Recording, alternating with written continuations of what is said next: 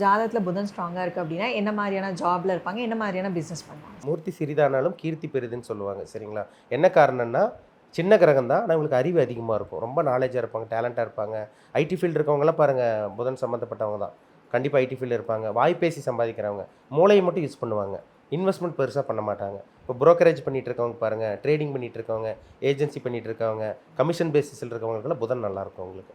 அவங்க ஜாதகத்துல புதன் வலுத்திருக்கும். ஐடி ஃபீல்ட்ல ஒருத்தர் சம்பாதிக்கணும்னா, நல்லா வந்து அந்த ஃபீல்ட்ல ஷைன் பண்ணணும்னா, ஜாதகத்துல புதன் வந்து நல்லா இருக்கணும். புதன் மறையலாம். ஏன்னா மறைஞ்ச புதன் சில அமைப்பு நல்ல நல்ல இதெல்லாம் குடுப்பாரு. 8ல மறையலாம், 12ல முரண் எங்க வேணா இருக்கலாங்க.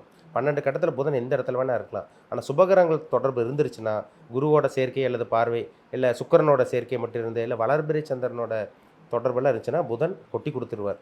அது கூடவே ஒருத்தருக்கு புதன் தசை வரும் 17 வருஷம். ஆளே டாப்ல போயிருவாருங்க. தூக்கி விட்டுரும் நல்லா. சரிங்களா? புதன்னா வியாபாரங்க. அக்கவுண்ட், கணக்கு வழக்கு, அக்கவுண்ட்ஸு, இந்த பேப்பர் ஒர்க்கு, பேனா, பேப்பர் எல்லாமே புதன் தாங்க. மீடியா எல்லாமே புதன் தான். இந்த சினி ஃபீல்டு எல்லாமே புதன் வரும். ஆனா புதன் வந்து கம்யூனிகேஷன் பண்றது, ஐடி ஃபீல்ட்ல இருக்கவங்க, இந்த டெலிஃபோன் கம்யூனிகேஷன் இருக்கவங்க, பேசி சம்பாதிக்கிறவங்க, இது எல்லாமே புதன் சொல்லலாம்.